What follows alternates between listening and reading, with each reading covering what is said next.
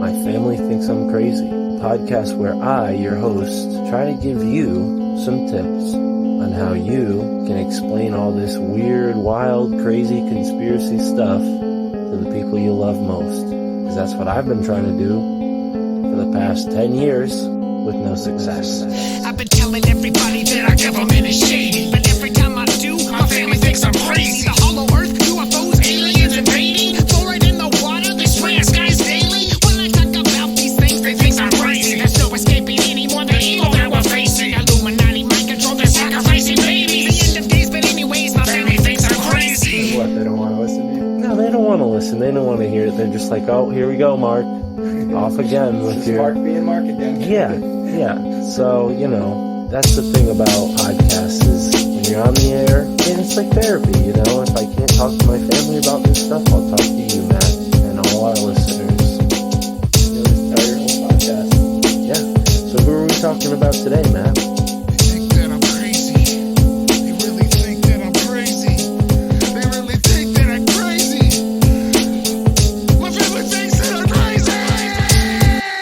Simulating, getting lies and numbers. Waking up the population, trying to stop hypnosis. Stopping hypnosis. Welcome to Chant It Down Radio. Welcome to the place where you can take your systemite boots off at the door and hang up your systemite suit. Relax and be you. The dogs were making these noises, kind of like it sounded kind of like Yoda, to be honest. It was like weird, strange noises. Like, what are they doing? But anyway, I gotta pee, so I get out and I'm gonna pee, and I look down the street, and this is a dark street. There's no street lights. It's Kauai. It's not developed. So I go down and I look, and I see this configuration of lights on the ground, and I'm like, whoa, that's not right. That's not a car. I don't know what the fuck that is, but I don't like that.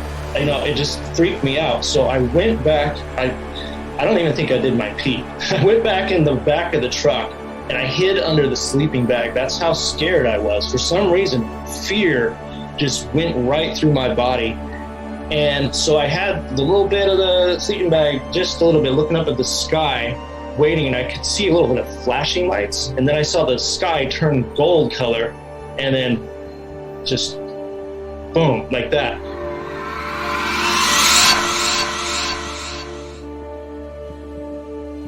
So when it comes to UFO phenomena, extraterrestrial phenomena, what are people seeing? And if you just lay out on a starry night, and you can witness quite a few moving objects. If you really just spend some time and see this far away distant light go across the sky, then stop, and then it will go again. And I don't really know.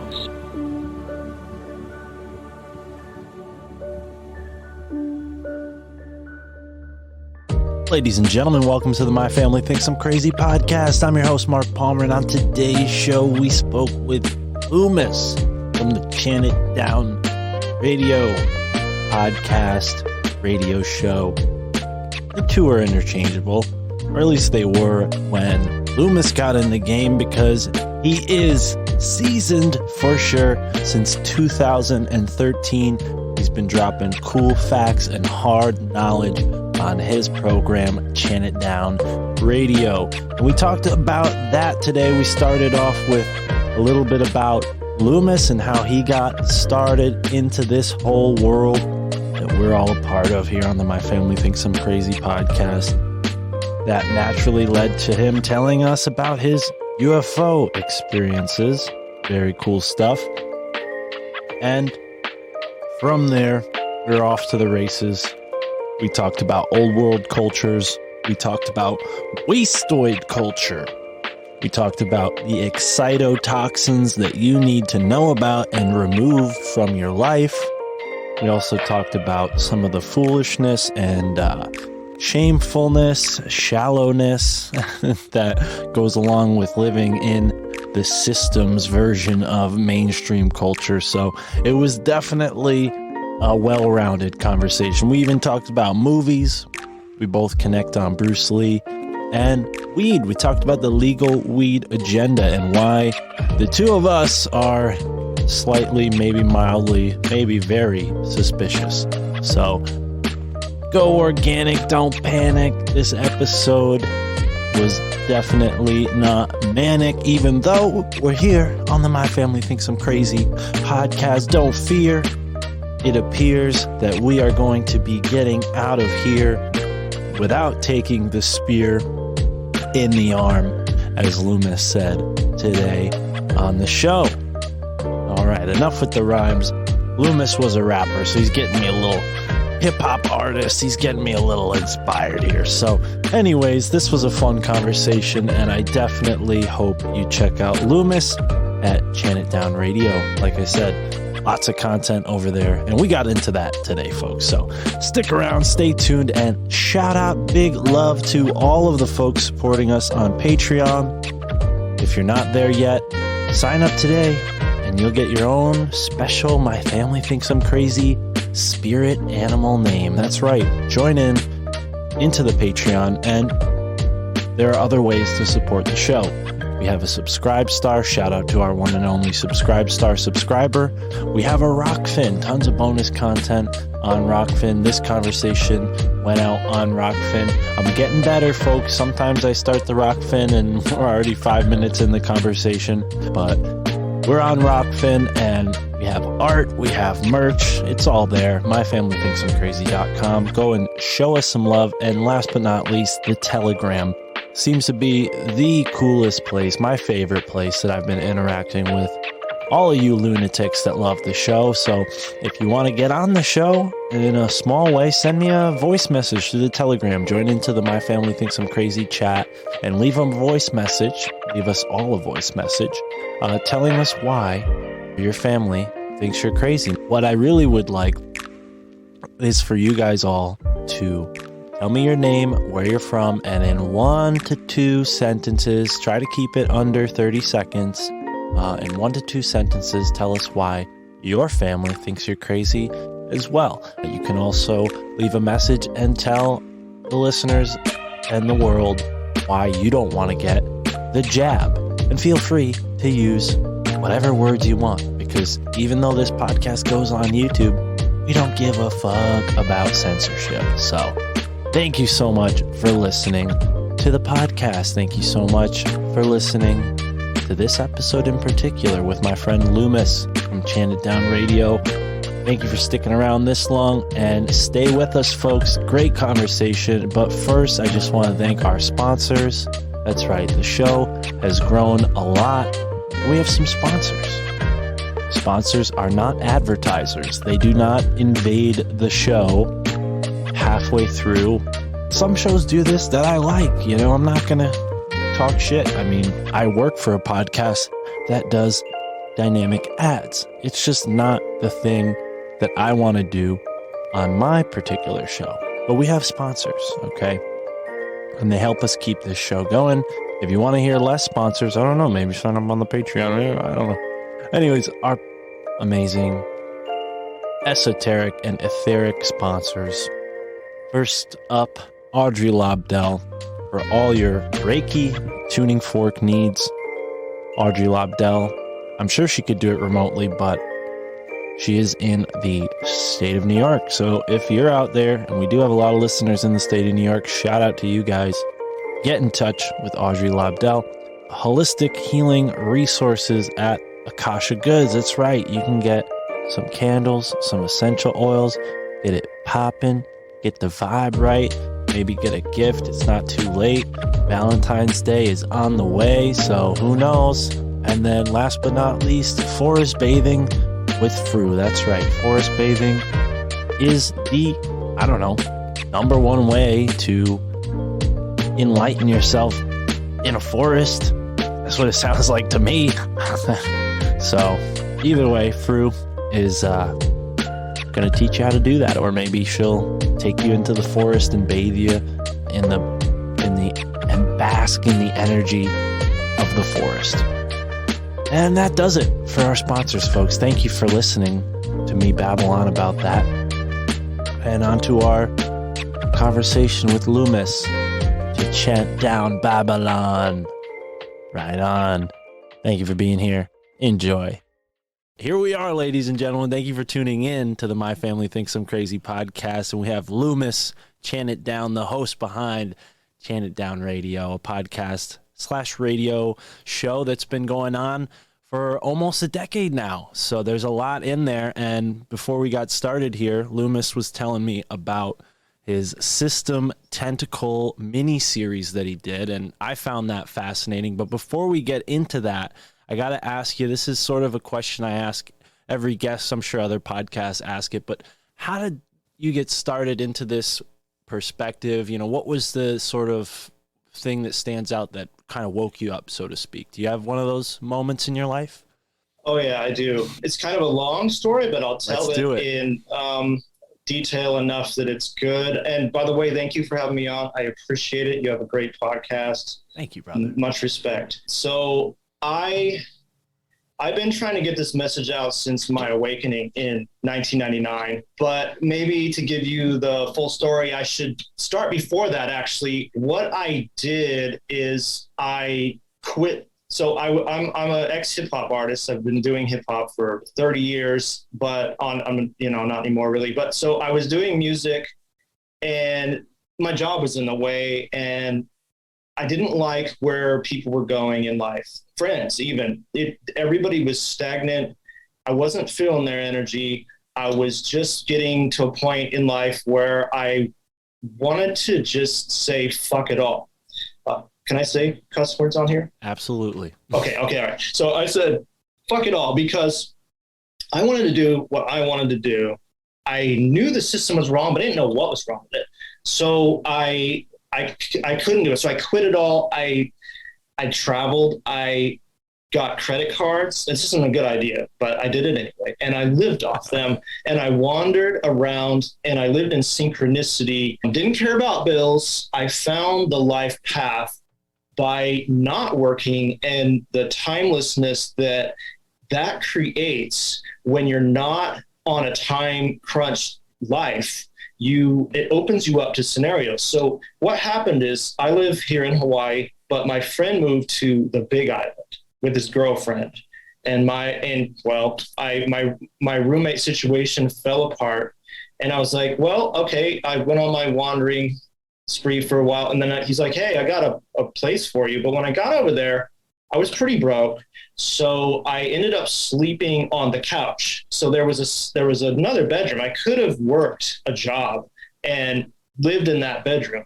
I mean, when I think about it, back then it was only $400 a month. Now it's like, that's, nothing. But at the time that was a lot. So I chose, I don't really want to do that. And a lot of people would label me as a bum or something, but I wasn't a bum. I just didn't want to do what people were doing. And so this bedroom had a revolving door. Somebody would move in for like a month, and then that person had something going on. There's several roommates. And finally, this 45-year-old man moves in for 2 months because he's building his house for his family, and he needs a place to stay while he's doing so. And so this guy, I call him Sherman, was, just seemed like a normal guy. But every night he would tell me little tidbits of things, and I was like, huh? He's kind of smart, or what is this guy about?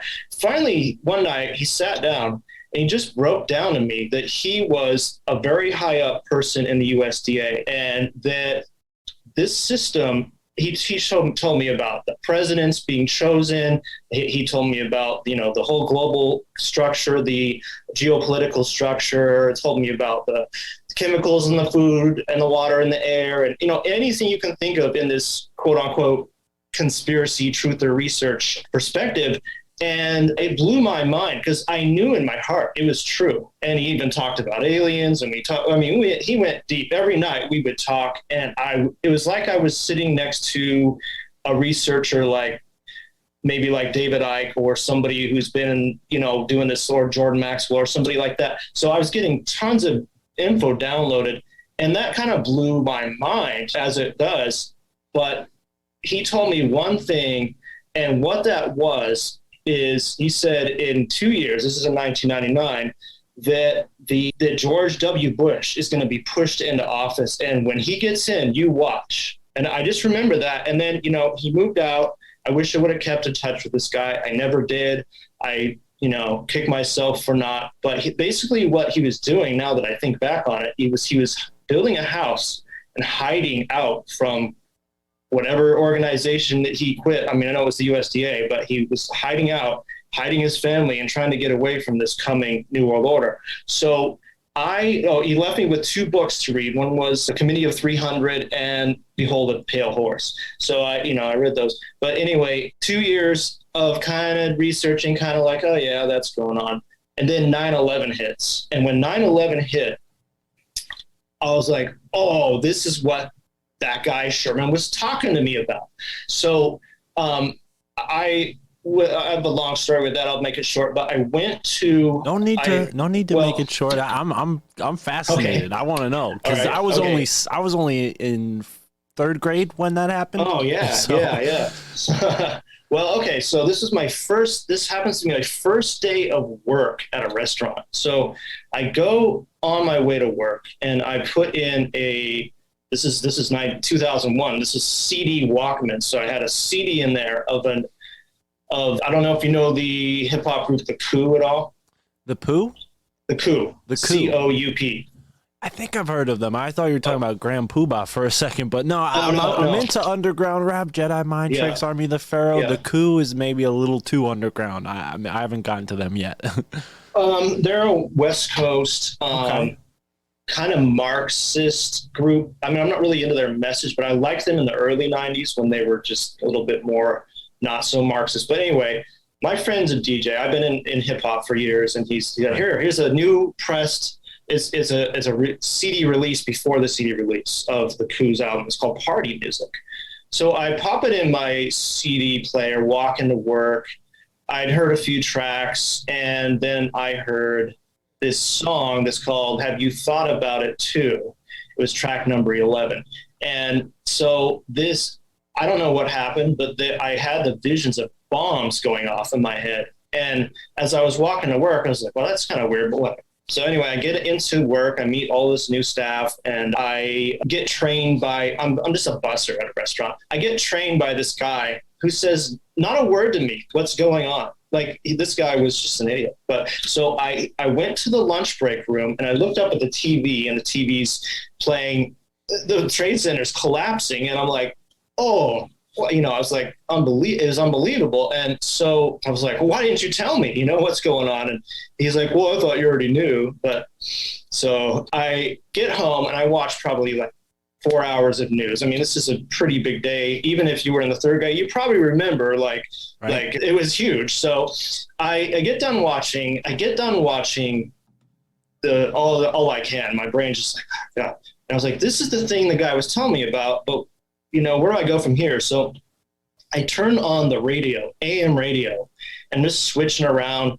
And I heard this like calm voice talking, and it turns out to be the Jeff Rentz show, which I didn't know of at the time at all. And there's this guy talking on there, and he's making sense. He's talking about the same things the guy Sherman was telling me about, like the same conspiracy research info. And I'm like, oh wow, this guy's making sense. So I guess I got confused. I thought it was David Icke, but it was actually Jim Marrs. But I didn't know. So I accidentally ordered David Icke's book at the time, which is called Children of the Matrix. And so then that's what spurred me into a deeper research when I started reading that book. And then it went on from there. And then you got me telling oh yeah, there you go. Yeah, that's it. Yeah. Good one to have in your collection. He's great for a beginner. And so I had so much in me, and over the years I have kids. So I was raising kids, a few years later, and just being a busy regular person. But I had all this information I was collecting more and more and more.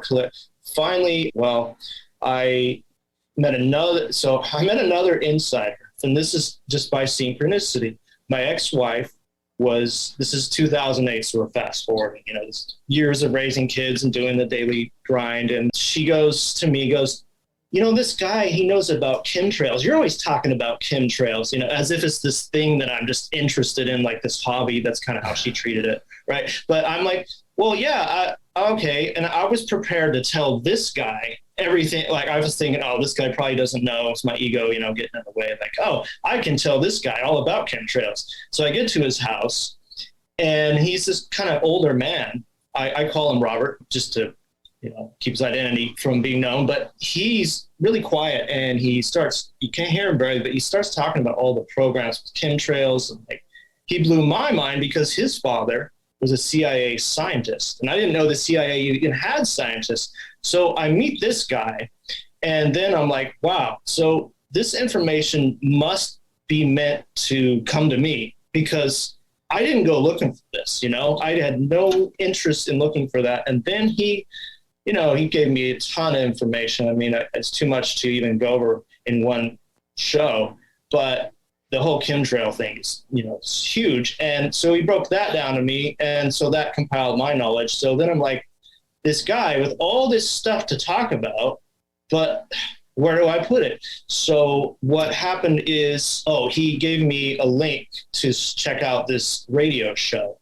And you may know him as Freeman Fly, right? So I start listening to him, and then I'm like, oh, this guy's really furnishing my gaps in my perspective. I'm like, that's cool. This guy's awesome. I wrote him, became like internet friends with them. And then I started listening it was called Oracle Broadcasting. Then I started listening to Mark Passio, which was on there.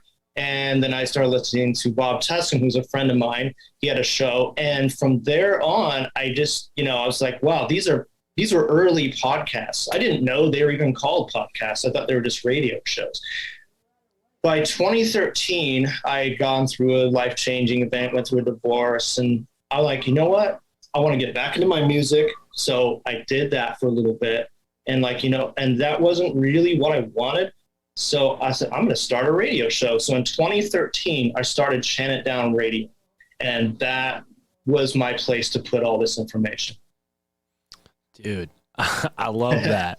I love that. And, I love how synchronicity is highlighted and the way you highlight it, because I kind of, obviously in the shorter span of time, I can relate a lot to that, from dropping out of college to saying, I'm just going to figure out my own way, to, doing one job that leads to another job that leads to me being a bakery delivery guy. And then I'm like, what are podcasts? I fall in love with this medium, because I have, all this time in my work schedule to listen to that kind of stuff. And I spent 3 or 4 years in a very similar way collecting all this information. And for me, it was more a Greg Carlwood and Sam Tripoli kind of furnishing those gaps, and yeah, man, I totally relate. Now, I'm wondering, I heard mention that you had a UFO encounter, and then there was also a CSETI experience that I didn't want to forget to also ask you about. Did those happen before or after the podcast got started? Two different events. My UFO encounter was in 2000. Okay. No, right after I met that first insider. Wow. That is a story in itself. And then I went to EastSETI Ranch in 2017. Okay. And EastSETI Ranch is, if you want to see real UFOs, go there and you won't be disappointed. I don't know how much you know about EastSETI Ranch, but it is a UFO hotspot, and it's like a vortex. And you see them on the mountain. It's in Washington State, and you see them you see them in the air. I saw a metallic ship fly over, and that was pretty amazing. But I think my first UFO encounter was much more impactful, because I wasn't looking for it. And here I'm at City Ranch, they have what's called a sky watch, and you watch the sky all night, and it's, pretty exciting, of course. But my first UFO encounter was just what a crazy moment in my life. That, well, I don't know if I have any missing time. I don't think so, but I can't say that. But it was pretty impactful. Yeah, I can tell that story if you want. It's just another pathway in another direction. But yeah, well, I definitely am interested in going in that direction. I will say what you mentioned just there, and I'm slightly familiar with the CSETI Ranch, mostly through a Graham from the Grimerica show. He's been on the show to talk about it, and I've heard his podcast. They mention it a bunch.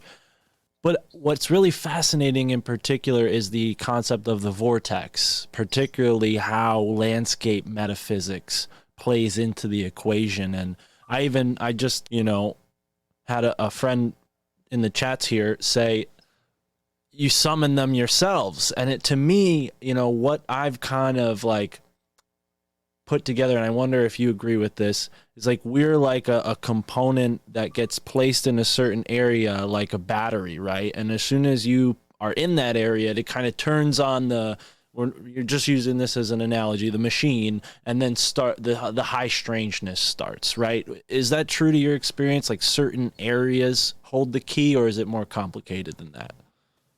Yeah, I'm not totally sure on that, actually. With CSETI Ranch, I think it is maybe that, because there are people that go out there and they're expecting to see him and they don't see anything. And it's like the energy doesn't like them. But I don't know, like, so the owner of the ranch, his name's James Gilliard. I don't know him really. I met him, but he had Ancient Aliens come out, the TV show, and they cut everything he said out of their interview. And that's pretty rude. And so what that did show me, I know I'm not quite answering your question exactly, but that's all right. What that did show me is it showed me that there's a controlled narrative. I mean, I always knew that if it's on TV, it's going to be a controlled narrative, but it showed me that there are some people that don't want to show you certain things. And I think there is great people on Ancient Aliens. You have to pick and choose, though. And I think there's a few in there that are not so good. But so they didn't see anything either. And it's almost like they were asking for, they were the wrong energy asking for them to come.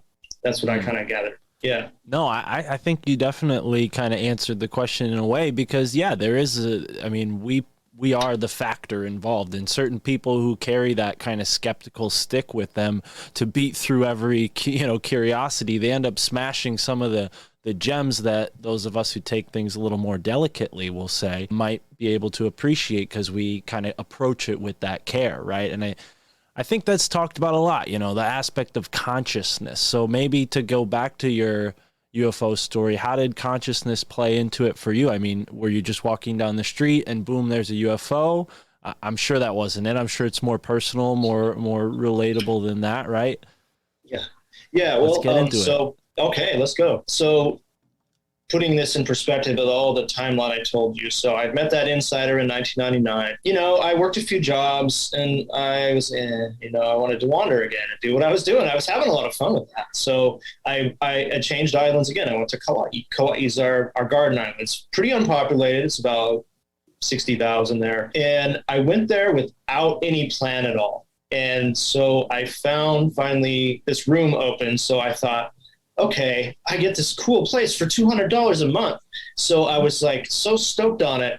And I get in there, I'm putting up my stuff. I was like, there is other stuff in here. There's even another bed in there. Okay, whatever. And then this kid comes in. See, I'm 22, I think, and he's 18. And well, you don't really think about it, but if you're 22 and 18 aren't that far apart, but in maturity they are. And so I'm living with this kid who's totally irresponsible. He's an idiot, and he brings over friends, and while I'm sleeping, and there's the same room with a divider in the middle, and it had a gap under the door like this big, where like frogs and centipedes would come in, and it was moldy, and it wasn't cool. So I'm out of here, and so I kind of went back to living on the beach in a tent, and there was this surfer guy I was friends with, and he's like, hey man, you're welcome to crash out in the back of my truck some nights if you want to get out of the rain.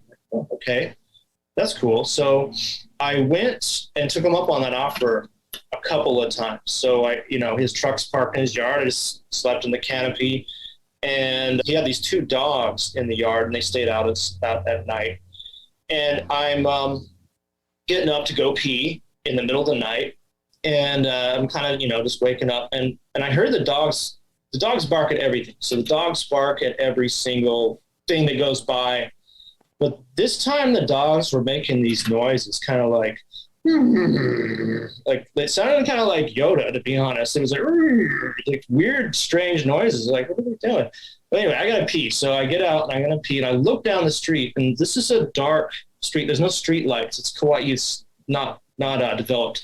So I go down and I look, and I see this configuration of lights on the ground, and I'm like, whoa, that's not right. Like, that's not a car. I don't know what the fuck that is, but I don't like that. You know, it just freaked me out. So I went back. I don't even think I did my pee. I went back in the back of the truck and I hid under the sleeping bag. That's how scared I was. For some reason, fear just went right through my body. And so I had the little bit of the sleeping bag, just a little bit, looking up at the sky, waiting, and I could see a little bit of flashing lights. And then I saw the sky turn gold color and then just boom, like that. And so I don't know what happened. I mean, I really didn't get up to look until the morning, and I really didn't get any sleep either. And I told my friend, he probably thought I was crazy, but that's okay. We're on the Family Thinks I'm Crazy podcast. So, but anyway, he's like, yeah, they just didn't quite believe me. You know, they thought, oh, it's probably just a truck. I was like, no, those lights were not any sort of vehicle I've ever seen. But the one thing that happened to me right after that is I got really sick. I got like a horrible fever and a horrible cough. And I'd say my cough actually lasted for about 4 months. And I don't know what it was, but whatever that experience did to me, it messed me up. So I guess you could call that a close encounter of the second kind. I didn't meet anything, and I don't know what it was, if it was off-world or we have a lot of military here in Hawaii, so maybe it was like a military test vehicle. I mean, I'm willing to believe that, but it was definitely impactful experience that I'll never forget. Added in with all that information that guy Sherman had already told me, my perspective was just expanding, you know. So that was another mind-blowing situation. But I feel like if I was living and working in the system, I would have never come into that scenario or any of the scenarios that I met with that other insider, because if I was doing the normal 8 to 5 Monday through Friday, there wouldn't have been that synchronicity about that I had that allowed me to get in the situations that I got into. Right. And that's kind of making me think about what I noticed in the system Tentacles, time control, because I mean, the same thing happened with me over the past few months. I was a delivery guy, like I said, and everything that happened with the scamdemic, pandemic, you know, came along, and I ended up just being pushed out of the job I had because I wouldn't comply. I wouldn't wear a mask, right, and all the stuff that the folks on the show have heard me talk about before. But, you know, back to you, man. I think the technology, whatever it was, to me, just my thoughts on your experience, it sounded like there was a technology there that was projecting fear, like almost like to avoid any interaction. And whether that means it's military or alien or what, I mean, my mind is open to any possibility. Yeah. And I had read that. I forget what book I read that in, but there was a book that I read that said that they can project fear, so people do not go and like knock on the door, basically. But I don't know. I mean, my guess is as good as anyone's. But certainly it wasn't right. The feeling was just like, you know, maybe I scared myself when I was littler, when I watched the movie Fire in the Sky. Because I remember being scared of that movie. And maybe I just like, you know, conjured up that fear because I knew it wasn't from here. Maybe. I don't know. You know, it's hard to say. Yeah, but certainly I think there was some fear projection there, that something came out of that, because the dogs weren't barking. The dogs were reacting totally different to that than they were anything, you know. Even if a cat, or even if someone's down the street, they would bark, you know. And so it was weird, very weird.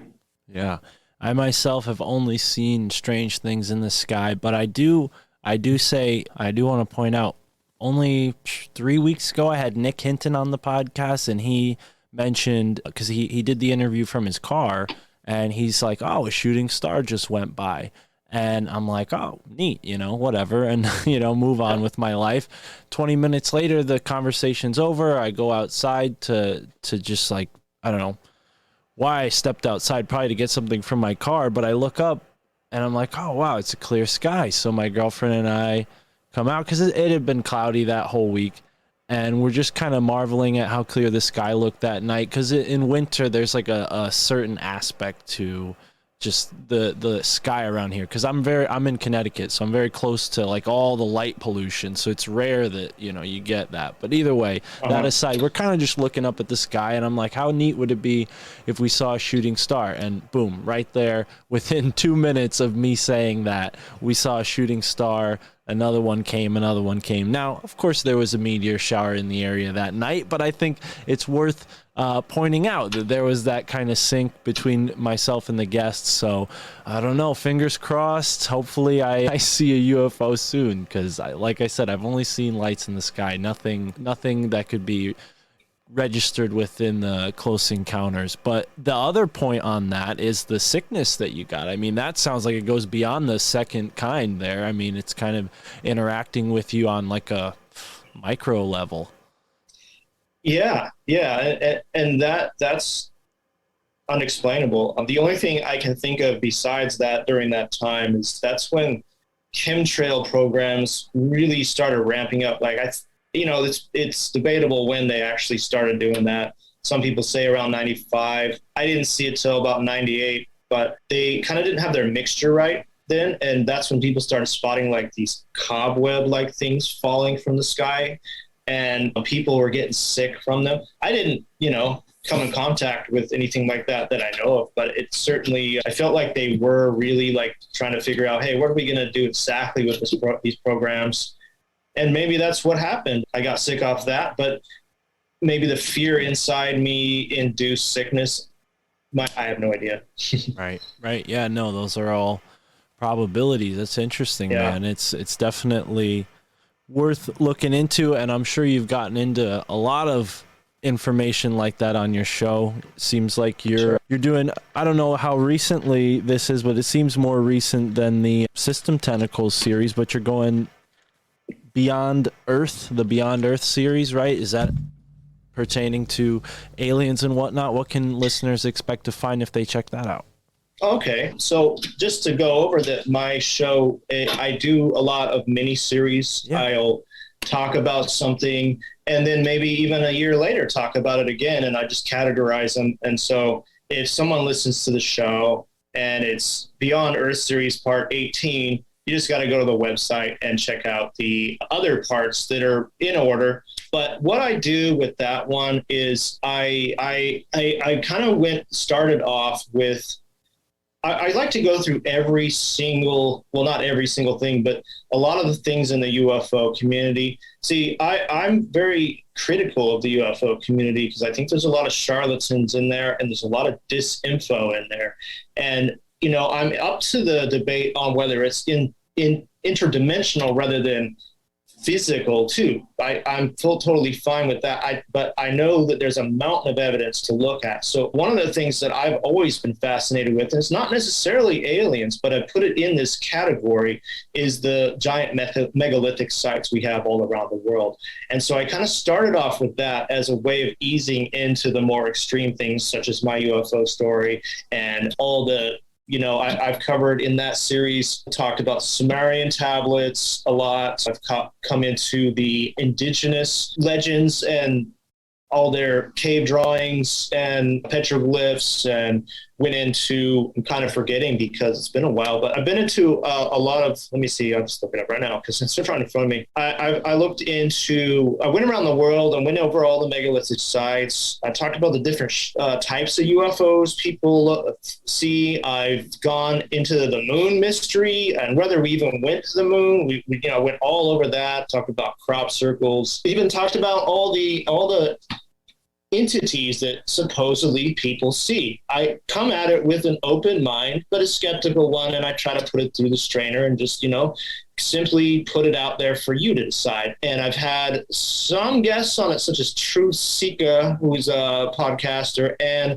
Paul Wallace, who is a pretty good writer if you haven't got into his info. And I talked about the mysterious South Pacific, and the mysterious deserts and the secret space program and disclosure. Yeah. And so that's kind of a part of, so I feel like there's a lot of the truth, quote unquote, truther community that doesn't believe in this aspect of things. And it's like, well, I feel like a lot of researchers out there that are really need to take in the whole picture, because there's a lot to not dismiss. And it seems like if someone's talking about conspiracies, they also would like the same treatment of someone going through their information of seeing if that conspiracy is true or not. Well, that should also be done with the UFO research community. So I think it's all connected, and I really do think there's a lot to look at there. Sure, there's a lot of bullshit, but I put it through the strainer on my show, so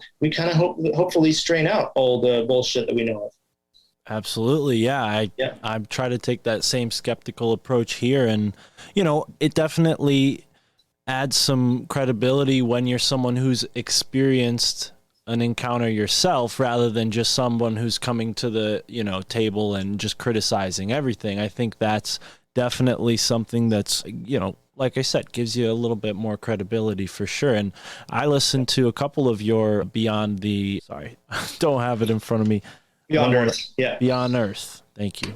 Beyond Earth series a little bit. And yeah, I think you're doing a great job, man. I definitely hope the listeners check that out, because the one in particular I was listening to was on the Galactic Federation. And this topic, I think, it's really strange because it kind of dabbles into something that I know you mentioned you've been researching more recently, is the occult, right? And I want to pull this book out and see if you're familiar with it, because I've talked about it a couple times. It's a strange book, and what makes it strange for me is that it was channeled in the 1800s, and it talks about this Galactic Federation. And you're nodding your head. I want to know, have you heard of this before? What are your thoughts? No. Let me see the title again. Sorry. That's all right.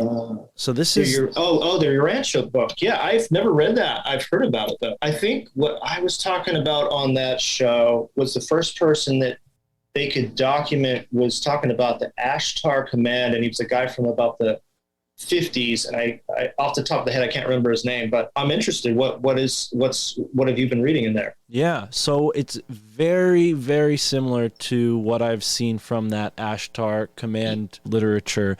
And like I said, what was fascinating was the date, because you can't imagine that somebody in that time, at least from my small perspective, could write this much about outer space, like in that time period. Like, it just seems a little bit strange, but especially considering science fiction still really hadn't even had any prominent authors writing in that realm at this time. I think it was written in 1860s, right? Wow. So it was channeled, and obviously with channeling, we got to be very skeptical. You got to take it with a big grain of salt. But the fact that this guy's talking about a universal council, right? And I'll get the exact name because it's an interesting kind of word. I think they call themselves the Ontavalon, Ontavalon.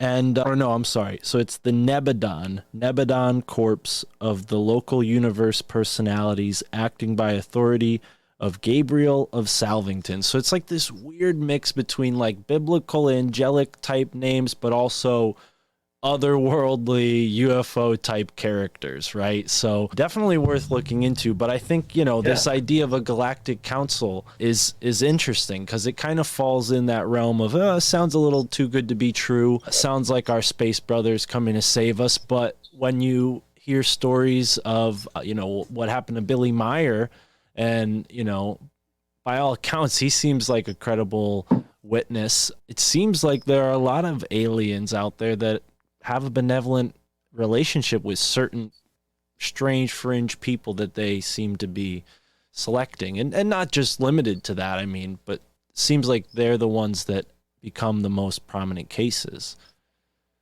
Yeah.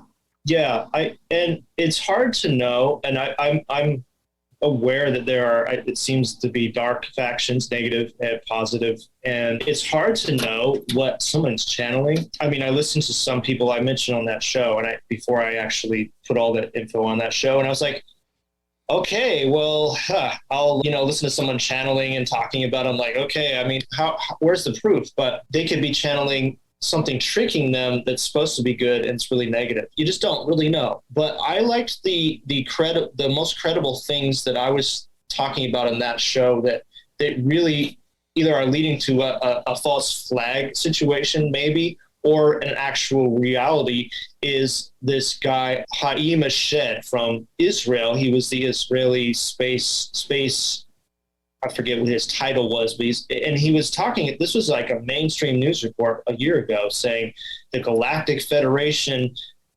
wants us to be part of this bigger family up there, but Earth's not ready. And I was like, wow, why are they showing this on the mainstream news? So that's what really dug me deeper. But then you get people like Paul Hellyer.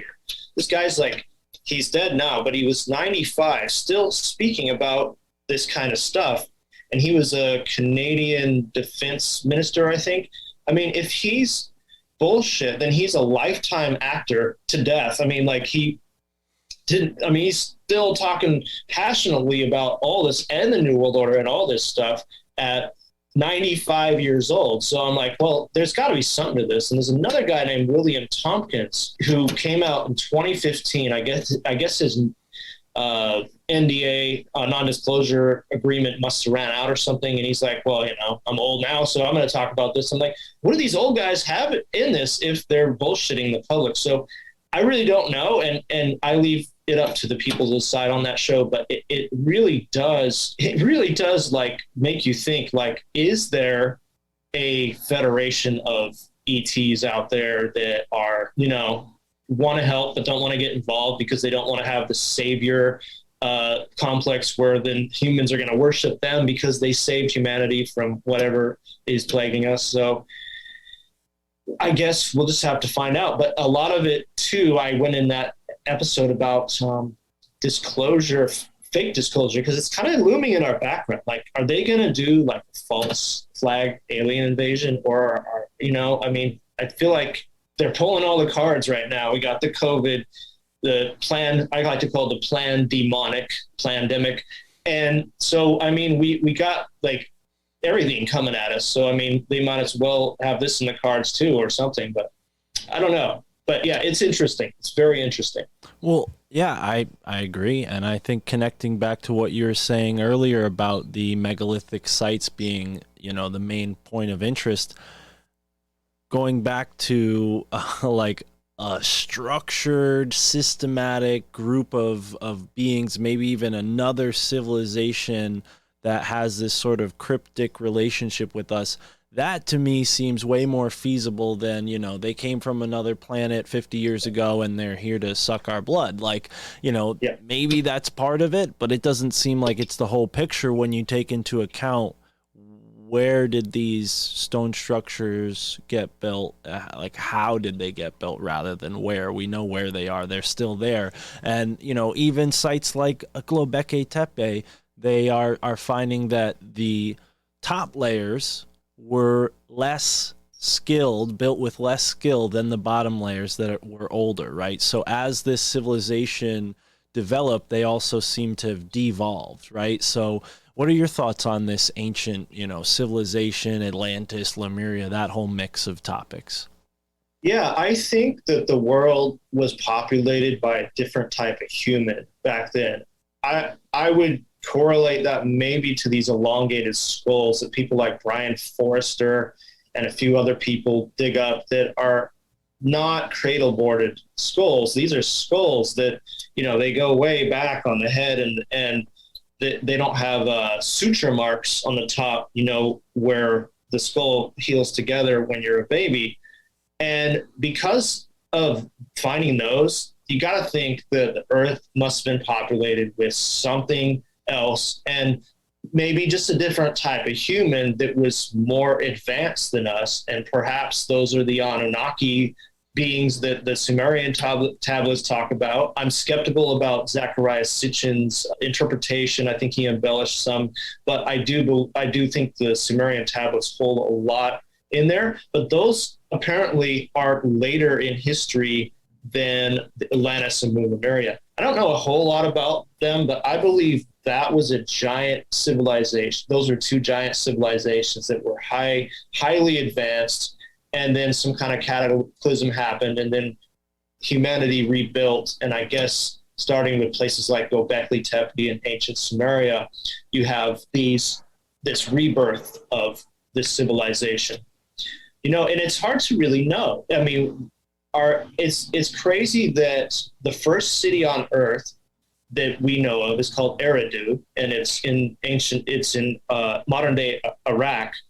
And it's just a pile of rubble that has never been once excavated. That's it, in the 1940s. And looters go there all the time. You can check it out. It's kind of like shouldn't humanity be interested in, excavating that site to see what's there? You have the temple of Anci there, and it's just this mountain that's like sand, and people go there and they'll actually loot and sell artifacts online, and no one's doing anything about it.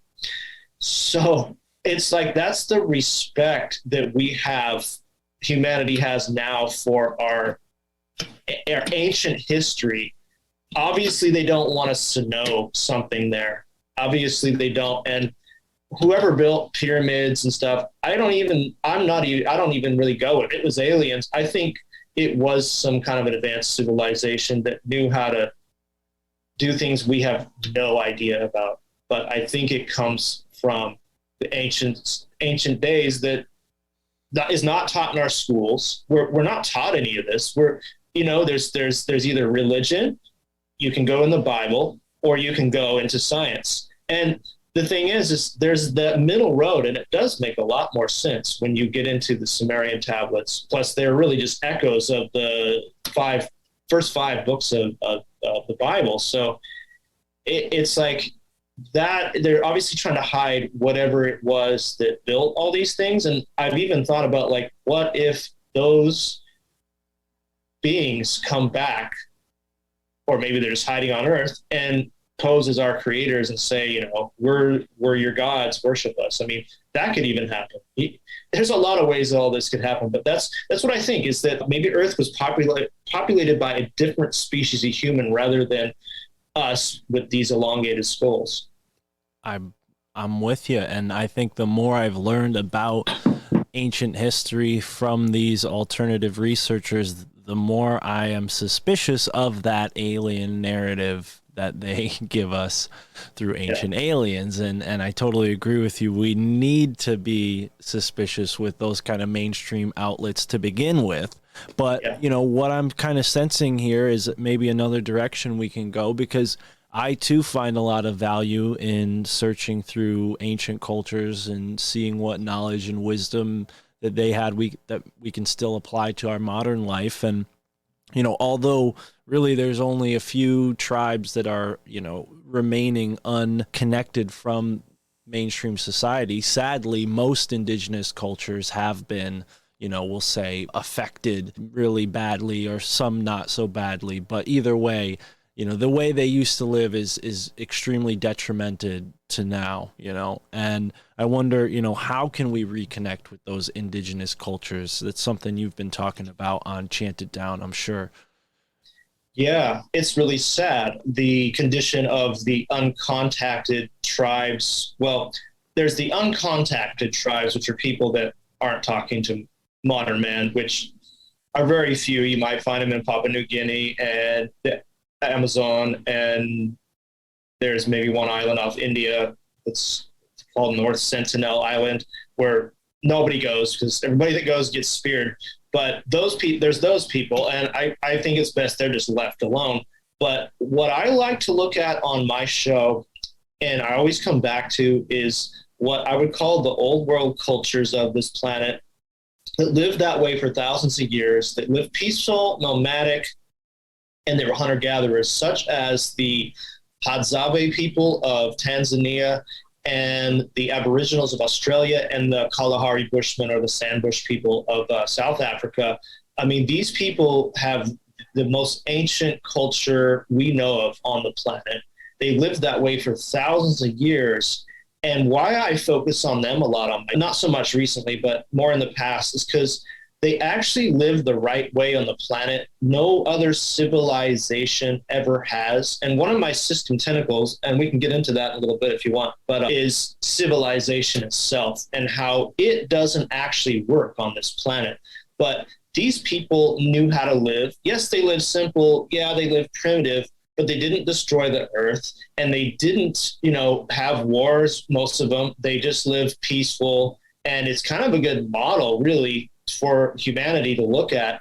Unfortunately, most of them are pretty much not living that way anymore. Like the Kalahari Bushmen, they're mostly on settlement camps, and they do subsistence farming, and they grow. They don't live that nomadic lifestyle. They're kind of removed, and the alcohol has been introduced. And so there's very few. I think the Hadzabe people in Tanzania have maybe there's 300,000 hunter-gatherers left that live that way. But we're really losing that connection of what a real free human is once we leave, once those people are all gone. And, there's a saying, I think it's a Native American saying, that we're losing the last people that talk to the last people that were free. And so we are really needing to get stuff from these indigenous cultures that are still available to just understand them and not look at them as primitive people, but as people who had great knowledge of actually how to live on this planet.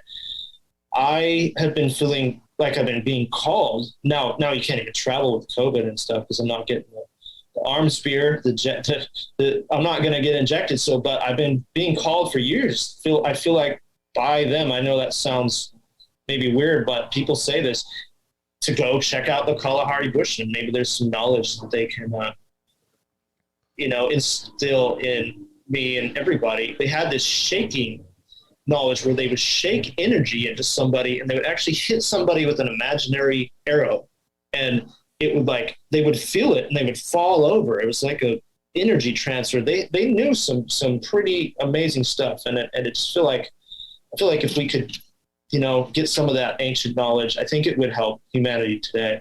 I don't know how exactly, but I always look at them as the model of somebody who's actually outside what I call the system tentacles. Right.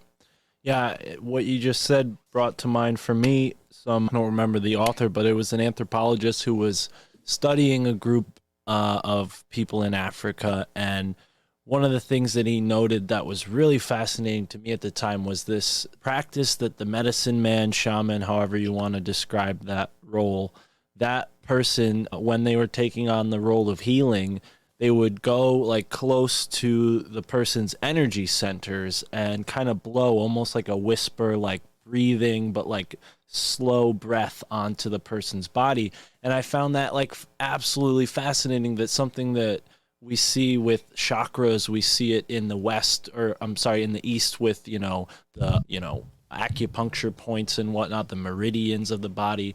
And even in this culture that didn't have all of those, maybe we'll say more developed versions of that same modality, you see the same sort of energy work being done. Yeah, exactly. And I think it's a knowledge that, we've totally lost, at least our modern civilization. We've lost a lot of things through colonization and domestication. Yeah, right. But what you're talking about, the system tentacles, yeah, absolutely, yeah. I view the system. See, for a long time, I viewed the system as, well, I didn't know. I always just said the system, always, and I'm like, what am I talking about actually? So that's what I did. Is in my early show days in 2013. I started with episode 15 of the system tentacles. I'm like, so what is the system? So let's define it. So I wrote down all the things I could think of, and then I did a show on each one, and I kind of made it an analogy like a big octopus or a leviathan with all these tentacles, right? And they're all connected to the center, and that's the system. And when you pluck them off one by one, you can kind of see who you are without the system.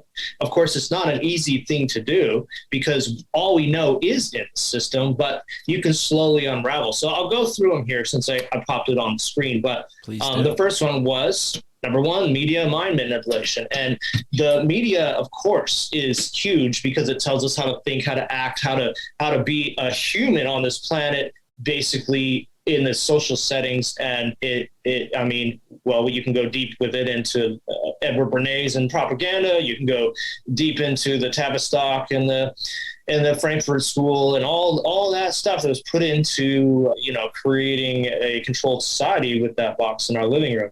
So, I was saying, if you can take the media out of your life, and that even includes Hollywood movies, although I enjoy a good movie, don't get me wrong, I like good entertainment.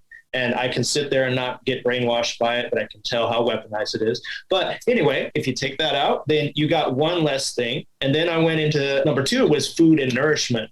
And that's a really important part of it, that some people I know that are even into this info haven't really dialed their nutrition into their life. I haven't really dialed in their eating habits are still out of whack. And I really kind of went into, breaking down GMO foods and just all the wrong things you can put in your body. I mean, a lot of it's common sense, and you can probably find someone shopping at Whole Foods that knows some of this stuff, but, empowering foods, nutrient-dense foods. And then I did a little side one to that, which is number three, is alcohol, genocide, and wasteoid culture. And what that's all about is basically, like, I come from semi-ghetto upbringing, and everybody around me gets drunk too much, not anymore, but used to, and gets wasted too much. And I see the effects of hard drugs and alcohol on society. It makes this what I call wasteoid culture. So I went into, if you take that out of your life, that's another thing. And then another one I did is still related to food is excitotoxins, which is kind of a small one that people miss a lot. But I wanted to highlight that one for sure. But on the point of wasteoid culture, I completely resonate with that, and it stood out to me like a sore thumb because I'm on the East Coast, and what's really interesting about the East Coast is it's like pockets of culture, and it's very, you can be in one town and then the next town it's completely reversed, right? So I've definitely had my fair share of experiences with wasteoid culture, and I think, without the cliche, unfortunately, that's like one of the only places to go, Whole Foods. I was an employee at Whole Foods for a while, and you know what? Like before the whole Amazon buyout too. So I kind of got a taste of when they were still kind of what they set out to be, and that really changed my life in a big way. So I'm glad that was included in this because it's so fundamental, and it's a big reason why my family thinks I'm crazy, because they're always like you're spending too much money on food. I'm like, well, if I didn't take this much care to eat quality food, then I would lose the quality that I'm maintaining up here with my peace of mind and everything else that comes with eating right. But excitotoxins, that was new to me, so please let's hear what you have to say about that. Yeah, sure. So excitotoxins are one that I think a lot of people could easily miss, only because, well, I don't know a lot of people that talk about them, but there's an author, his name is Russell Blaylock, and he has a book called Excitotoxins. So that's a good place to start. But one of the big excitotoxins in our life is aspartame, and aspartame is derived from, let's see, what is it again? It's basically like a chemical pukes. It like shits itself, and then they mix it with something sweet. But what it does is it tricks your mind, and it makes you think it's sweet, and what it does is it excites brain cells and kills them. Same thing that MSG does. And what's really a trick in the health food industry is the word natural flavors. You'll see that a lot in things, and there's a lot that can be anything that's less than 99% MSG, I believe. So that means it's still an excitotoxin, but it's not quite as bad as MSG. But there's all these little names that go under natural flavors. You get like on a bag of chips, spices or autolyzed yeast extract. And I went over all those names, and Also, I put fluoride in there too, because that's really important. And fluoride is an excitotoxin. Excuse me. It excites your brain cells and kills them, and it makes you docile. And, you know, they put it in the water, in our toothpaste. And, you know, if you can take that out of your life, then you can think clear. I haven't brushed with fluoride since that insider woke me up in 1999, because he told me that's a big one. Get that out of your life, you know. And so I did. And I don't know. I mean, maybe it's helped me, but I'm sure it's not good, fluoride. So those were the main things. And I even went in there, big taboo right now. I went in that also. I don't remember why I put it in there. No, never mind. It's another one. Sorry. The next one was what I call the wealth industry, which we're dealing with right now. And then I talked about vaccinations and stuff. Yeah. Right. And you know, doctors. One thing that we should point out again is that all of this was being spoken about way, you know, back in 2013, 14, 15, around then. And, you know, people in the past 2 years get this idea that, oh, all this vax stuff, anti-vax stuff, that's just QAnonymous. That's just Trump, you know. It's like, no, folks, like, people have been anti-vax on all sides, and that goes into the whole left-right paradigm that you talk about in the system Tentacles.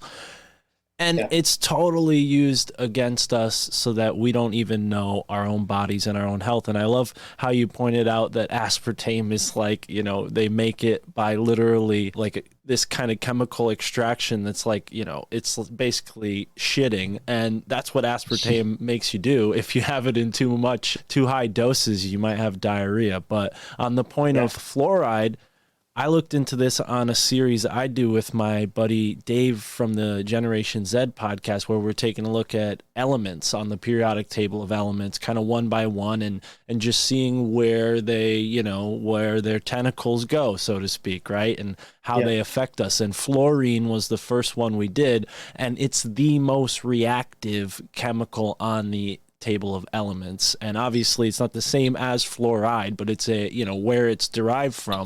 And, you know, to think about, they put the most reactive chemical or element, you know, on the periodic table of elements in our, you know, in our bodies like that. It's just, that should be all you need to know to understand that this system is not, you know, working towards your benefit. But in spite of that, my family still thinks I'm crazy. But either way, we might get through to them. So how else can we avoid the system's tentacles? Yeah, well, I mean, it's just to your point too, your family will think you're crazy. It's like, I mean, so when I did go through some of these things in my life, I mean, I changed my diet. People just don't get it. Family just doesn't get it. Like you can tell them, but it's like they don't truly get it. It's like they don't have it doesn't like spark something in their mind. Like, yeah, you probably shouldn't eat that. That's not very good. I told you about that, but you know, and I've gone through that stage of it, you know, what a lot of conspiracy researchers call the bullhorning stage, where they're just like telling everybody about it. Yeah, you know, but you get that reaction from your family, and they just don't understand that, you know, those things are actually hurting and affecting their brains, such as aspartame. Right. But yeah, let's go into it. So the fifth one I did is the health industry, and that was about doctors and vaccinations and how the doctors don't actually take any nutrition courses. So the fault is really in the training from the get-go. And that's why we have what's going on right now with this pandemonic. I mean, we are just in it deep, because people think, oh, it's just a vaccine. And, you know, we've been getting them our whole lives. And so they don't see anything wrong with it on the surface, because and of course, I also went in that show about vaccine damaged children, you know, also. So there was that. And then the next one I did was occupational hazards. And this was loved by many people because it's about your job. Like, your actual job is a tentacle of the system, unless you're actually doing something you love, such as podcasting or something. But most of the time, your job is holding you back. And that's why I quit the system years ago. And I just went into the drudgery of the lifestyle of the 8 to 5, Monday through Friday, what I call system life. It's a big one. And then I went into number 8 was the was the Money Trance, and how everybody basically has a religion with money. It is their religion. They are in the trance to be on the treadmill and collect those pieces of paper, and that's why they go to their occupation every day. And then number 9 was, you know what? I skipped one, and what it was is schools. Yeah, so the school system, which completely formulates your brain to live in this world, takes away your imagination. And I went over, I mean, it's been a long time since I did these shows. I went over how school was invented by a guy named Harry P. School. And it was actually a place where kids went as a punishment. So it was like a discipline. You go to school. That it wasn't meant to be. And also went over how university students are not really exactly necessarily smart people. Like they are, and they aren't, because they only get taught what the system shows them, but their egos, and I kind of made fun of that in that show.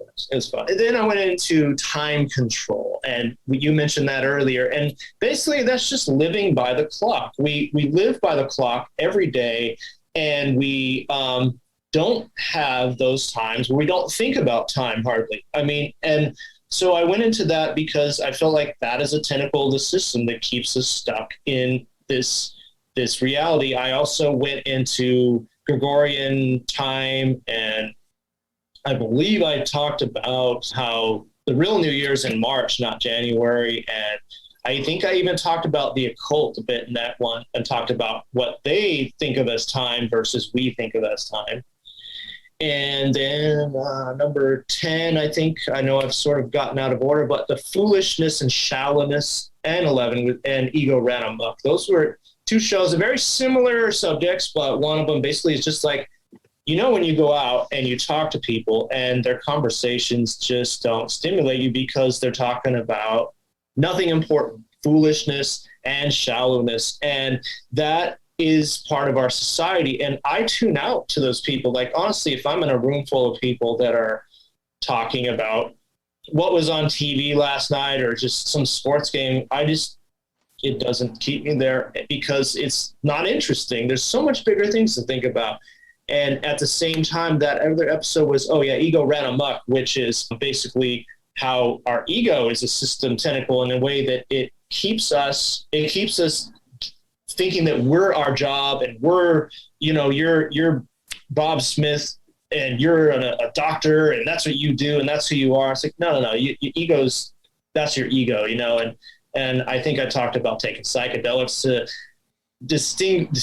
extinguish the ego in that show, I believe. And then what else did I do? Go ahead. Sorry. No, that's all right. But I love what, you're giving us a breakdown. I appreciate that. But I want to focus in on that part because your point, I experienced that through multiple different psychedelic experiences between maybe 21 and 25. And since then, I've really cooled down. I haven't done really much up until this summer, actually, after a past guest who won't be named sent me a nice care package. But so I definitely can agree with that. I think there's something to that. But on the point of synchrodelics, and I know this is something you talked about on a more recent episode, but you mentioned, synchronicity. Now you're mentioning psychedelics. Where do the two meet? Because I've had very similar thoughts throughout this podcast just due to those experiences I had this summer. Well, where do they meet? I don't know if they do meet, but I guess it's hard to explain. But I think that you, again, get in that timelessness, and that's a really important part of psychedelics, is you lose track of time, and so you can fall into synchronicity easier when you lose track of time. Also, I think that they make you more aware of things that you weren't normally aware of when you're on psychedelics. And so psychedelics can really promote synchronicity in your life if you don't do them in a party setting or something like that. Right. Yeah. And it is kind of, again, to something, maybe, I don't know if this will make it into the show, but to the point of what I was saying earlier about removing that stigma, it does feel really unfortunate to me as someone who has gone out of my way to at least read about shamanism. I've never been in that setting officially, but it's really, disheartening to see these plant medicines being used at EDM festivals in conjunction with man-made stuff, and people just, conflate the two as if they're all the same, and acid is the same as mushrooms, and isn't that trippy? And even, I'm sure if somebody heard some of the things we're talking about today out of context, they might be like, are these guys on drugs, and that's just like, that's just accepted, that's part of the foolishness of our culture. And I'm glad you're calling it out, because I think, I don't want to ever be the guy to tell people what to do with their lives, but if you're showing up to this show, I take it that you're probably already with us on those things. But at the same time, there is a little bit of a need for a stiff reminder. So I appreciate that, because I agree. I don't find the average conversation that you'll run into, especially where I live, stimulating at all. But then again, I lived for some time in New Haven, which is home of Yale University, one of the most prominent schools in the country. And you'd be surprised, with these big pedigrees that these people claim to have, how unstimulating some of their conversations can be as well, So it goes both ways to your other point that the college people, they could be smart, but they're smart within the system. As soon as you go into this realm, their true colors really show. Yeah, that's true. Yeah, and they're only taught the certain things they need to know to get into the system, to be these systemite people that become these jobs. So they're not whole rounded people, and that goes back to the system tentacle about education. Let's really have some real education. We're not having education. I saw this video, and it's a little off subject, but I saw this video on YouTube about the ghettos of Baltimore. And this lady's talking, people just need education. That's what they need. I'm like, yeah, but what kind of education are we talking about here? School system education? That's not gonna help these people. These people need they need a consciousness change. And you're not getting that in school. And in school, you don't learn. They don't tell you how to live in this world. They tell you how to make money in this world. So yeah, let's have some real education. Yeah, no, agreed. And, I have friends who have their children in Waldorf schools, which are like a part of the Rudolf Steiner group of organizations in the wake of all the work that he put out in his lifetime. So I don't think it's completely hopeless. It's just that the system has completely indoctrinated seemingly the right people enough to have such a huge effect. And I've been to Baltimore, not for a very long time, but it's definitely not my favorite city, But either way, I notice you have my favorite movie behind you on the wall. And I got to bring this up because I think this kind of turns off of what we were just talking about, where, a lot of movies have these really esoteric qualities to them that the average person doesn't really absorb. They take it in maybe on a subconscious level, but whether they do something with that in a productive way or maybe even a destructive way is really up to them. And I think, Bruce Lee stands out as one of the most impactful movie figures to me. I don't know, maybe I'm biased as a martial artist, but watching his movies, I noticed that there are morals to each movie, with the big boss, they're dealing with, drugs and how that drugs affect the culture and the inside of drugs. And then with, the one where it's China versus Japan, it's kind of like what you're touching on with nationalism and culture and when those two things clash and how that affects people in a small community, and then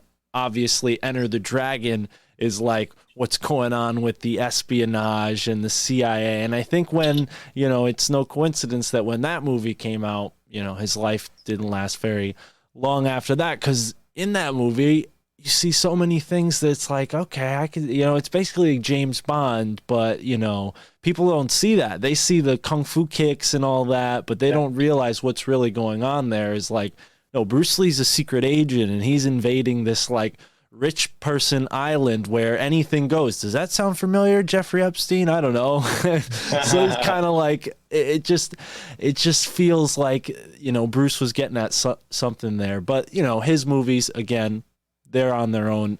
Most movies, I think, at least in our podcast community, you find people saying, oh, look, there's occult symbolism here, there, and there. And, you know, directors like Stanley Kubrick, you know, he's someone who maybe was doing that for good reasons. But I wonder, do you have any examples of some movies that you think people should watch that could wake them up? I know you did an episode on that a while ago. The Matrix was one of them, of course. And there was a couple others I'd seen. They Live was another good one. Yeah, just to talk about Bruce Lee, though. Yeah, Bruce Lee was a hero of mine growing up, even though he was already passed by the time I was born. But his philosophy as a individualist, and he was always against collectivism and basically communism, and he was just all about the individual. And there's so much to say about Bruce Lee beyond his martial arts, who was an incredible guy. He died at 32, but his philosophies, I've read his book, and you know, he was so full of wisdom. It's almost like he balled up all the energy he could for a man that lived to 32 and lived to his fullest potential. Incredible guy. Definitely, I always highlight him here and there on podcasts. He's a great guy. But to the music, to the movies, on that, I did a show a long time ago called Movies That Chant It Down, and I would have to think a little bit, but one of them's Equilibrium is a good one to watch. That one was one that I hadn't heard of. Yeah, please tell us a little bit about that. Let's see. You're not allowed to have any emotions in this future, and like kids will rat out their parents for having emotions, and they'll get executed. And it's just a dystopian future. It has the guy who played Batman, in the Batman trilogy, the last Batman movies they made. What's his name? I forgot. But anyway, it's a great movie for just seeing like how they really want to take it. It's like a 1984, but maybe even worse. And I did mention 1984, but I don't think the movie's all that great to watch, if I remember correctly. The Gods Must Be Crazy is a good movie that another one I hadn't heard of. Yeah, so that one, I talked about the Kalahari Bushmen in this show, and that is a great one just to see exactly how these people used to live and how one thing from the civilized world can throw off their entire world. And what happens is an airplane guy drinking a Coke bottle throws it out the window, and it falls in the Kalahari where they've never seen civilized man or anything like that before. And there's only one of them, and it makes their village fight over this Coke bottle because it has so many uses they found for this crazy thing that we would never even think of they would use it for. And so they decide that it's causing too much problems with their family life. So the guy actually has to go and throw it off to the end of the earth. So he takes a Coke bottle and he meets civilized people. And what's cool about that movie is the narrator explains it how this Bushman is thinking. And I think it just makes you look at civilization as a whole. It's great. The humor is probably outdated, and it's very South African, but I don't mind it personally. But somebody maybe would think, wow, this is pretty slapstick style comedy, but it's a good movie. The message behind it is really good. You're just making me want to watch it more by just telling me it's slapstick. It's a great movie. Yeah, it's good. It's like British humor-ish, but it's South African, and I mean, it's a wild tale. I mean, like how anybody even thought of this movie is pretty amazing. That's definitely worth putting on your list. If you've never seen The Gods Must Be Crazy. I wish I could think right now. See, They Live was on there. Oh, I had one movie. Well, yeah, I agree with you. It's definitely, you got to sit through it. But I like, friend of the show, Isaac Weishaupt, I liked how he described it and the way he broke it down. So I definitely encourage people to go check out. I think he actually did an episode of Tinfoil Hat with Sam on that. But yeah, the other movie that I didn't recognize was Koyaanisqatsi. Does that movie ring a bell? Yeah, Koyaanisqatsi is completely visual, and there's another one called Baraka. These are completely visual movies, but it has you watching planet Earth. It's like all moving visuals, and it's watch civilization, and you watch things speed up as it goes. And just, this is in the 80s. So you think like, you know, it's a lot more innocent than nowadays, but just to think that back then they were thinking about how crazy our civilization is back in the 80s. And I mean, it's won awards. It's just completely, there's no narration. There's no Actors. dialogue. Yeah. No actors. It's just looking at planet Earth. Good one to, you know, blaze up and watch. Very cool. It just takes you out. And Baraka's better quality music in it. The thing about Koyana Scotzi is it's in the 80s and there's a lot of like keyboard music, where Baraka doesn't have that as much, but both of them are part of my DVD collection because I think they're just like, if you want to just take your mind into the zoom out type mindset of looking at the world, those movies are great for that. Both Indeed. of them. Yeah. Yeah, man, I definitely want to check those out for sure. And on the point of actors, that was Christian Bale, who we were forgetting. But, you know, speaking of like occultism, that name, Christian Bale, Ball, I don't know how familiar you are with all that, but a friend of the show, Michael Juan, and Ross Ben have a really cool show that they do called From the 40th Parallel. And they have a whole episode about Bale and how he fits into all of the symbolism that the founding fathers and different secret societies in the U.S.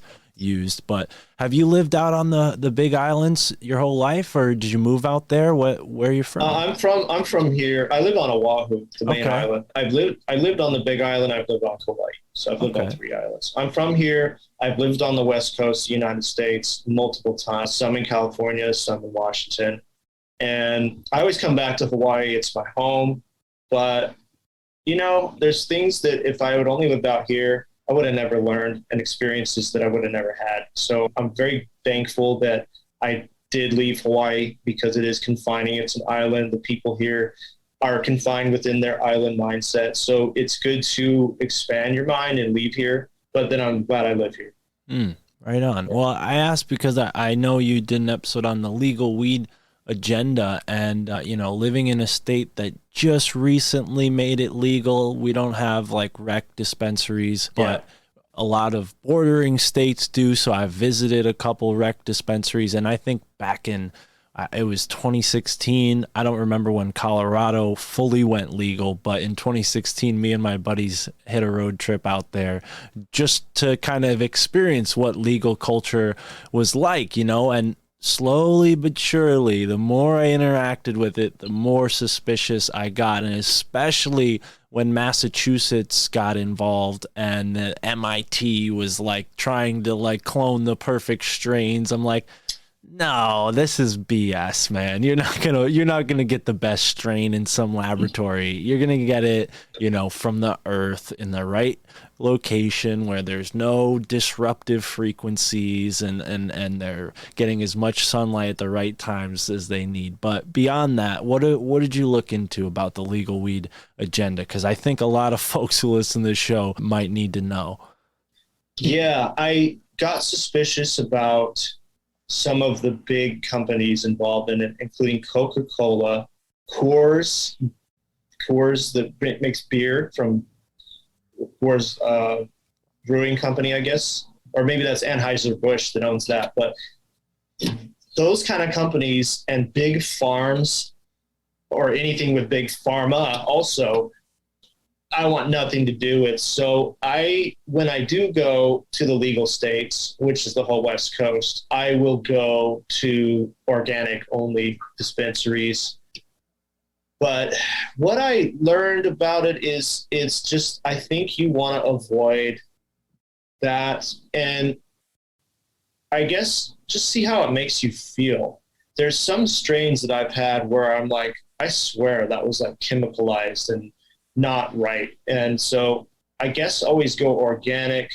There is the case I think I personally like to go with the old school strains too. And I know there's some great strains they make that they're always coming out with these new hybrids, but it does make you wonder how many times you clone something how it changes it. Yeah, I'm not really sure if I'm totally 100% on the legal thing. Oh yeah, and the other thing was that at least the states I went to, they put them in these cylinders. You probably see it. And it looks like pharmaceuticals, like they do in the plastic cylinders. I'm like, I don't think it should come in that. Why doesn't it come in a bag or a pouch or something? I don't know, because it just makes you think of pharmaceutical drugs and pills and stuff. So I agree. I don't think they've done that very well. And I have seen some shops to your point that sell organic stuff. And on that note, it comes in glass, which I thought was cool because that's reusable. You can use that forever. And plus it's got a cool little logo on it. I tend to put stickers on it. But yeah, it is odd to see the big corporate interests get involved. And now they're going to make like infused Coors Light and all that crap, and maybe even Coca-Cola is going to do something. But it's just feeding into that wasteoid culture and really disconnecting people from the essence that is cannabis in the first place. And I think that's what their ultimate goal is by, reducing them down to their finer parts and then chemicalizing them and adding them to these, concoctions. It's so that we don't have that authentic experience with the plant itself. And, one thing that you made me think of when you talked about CSETI was a mentor of mine taught me about sage, and when you burn sage and how sage, to some people is the worst smelling thing, and to other people it smells good. And he was like, that's how you could tell if somebody has good intentions. If they don't like sage, there's something inside of them maybe that they need to work on, or they have some kind of cloud of negativity.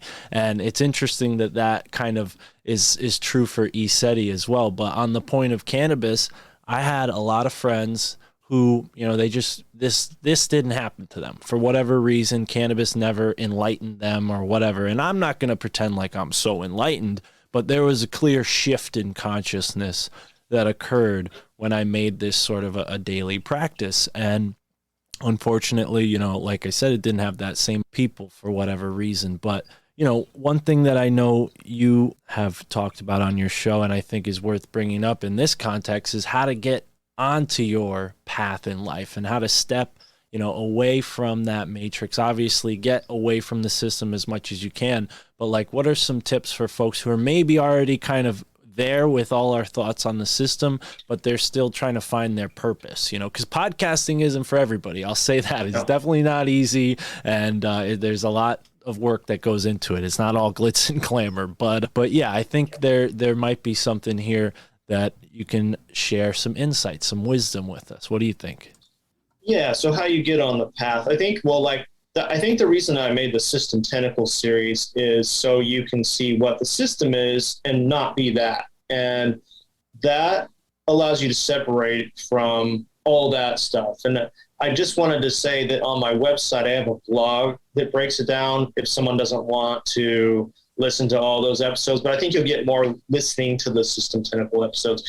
But how you get on the path, I think it's different for everybody because everybody has different starting points. But I would say that you really have to stop trusting the system, stop believing in it. And once you've done that, then you can cling to what's good in life. Psychedelics are for some people, and they're not for everyone. I've always kind of thrown that caution to some people. They don't need it, or maybe they shouldn't be taking them, and that's okay. But psychedelics, for me, primed me for when I met that insider in 1999. So if I hadn't taken psychedelics before that, I think I would have probably not been as open to the things he would have said, because it unfixes your mind. And I think psychedelics are a really good shortcut way of just cutting all the bullshit out, definitely. But getting on the path, I think you have to realize, what's important to someone in life. Okay, by the way, I really like the title of your show, that my family thinks I'm crazy, because it's true. It's like this, those It are is the people true. that are going to hold you back. They're really going to hold you back. So those people are going to have these expectations of you that want you to do these things in life. If someone looked at my personal life and looked at my accomplishments and what I've done, they would probably think I was kind of a loser, or like they would wonder like why I've made the decisions that I've made. But I'm perfectly happy with it. And the reason why is I found my path because I knew that I didn't want to do those things that they wanted me to do. And so that's how I was able to kind of get on my path. But I think you just have to go with your gut feeling that, you know, we can't play to people's expectations. And usually though, like if you do something that comes from your passion, such as podcasting, or that's just one thing, you know, whatever it is, people are going to see that and they're going to recognize that you're living your truth. And one thing that I always say to people, and this is just what helps me personally, is touch amazing every day. Do something that makes you feel amazing every day. Like maybe even if it's just going for a run and going, you know, like up a bunch of stairs and feeling like you accomplished something, or maybe it's, you know, you read something amazing or did something that pushes you farther than yesterday. Like, you know, make these goals and just inch your way to them. It makes you touch something amazing every day. And that's what I always think puts you on your path, is to be able to separate from what people want you to do, separate what they expect of you, and just go and do what you're born to do on this planet. And that's, you know, all the people I know in this truth community, for lack of better words, are people that have done just that. They're people that are, I feel like, very brilliant minds too. And they've said, wow, this isn't right. This way of life's not right, but I'm going to go ahead and research this and do this. And I'm going to try to help others. And that feels like amazing. So I guess that's one way of getting you on your path. I love it.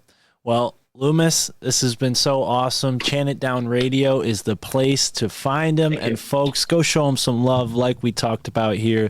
He's got almost a decade of content and a lot of good stuff. Great way to deprogram yourself from this matrix and unplug from the system.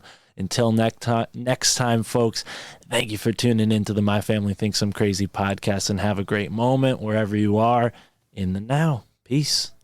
All right, what an episode with Luemas from Chant It Down Radio. Like I said, that's been going since 2013, so there's plenty of stuff to get into if you're in the need for a new podcast. Maybe you've already burned through all 124 or 5 episodes of the My Family Thinks I'm Crazy podcast.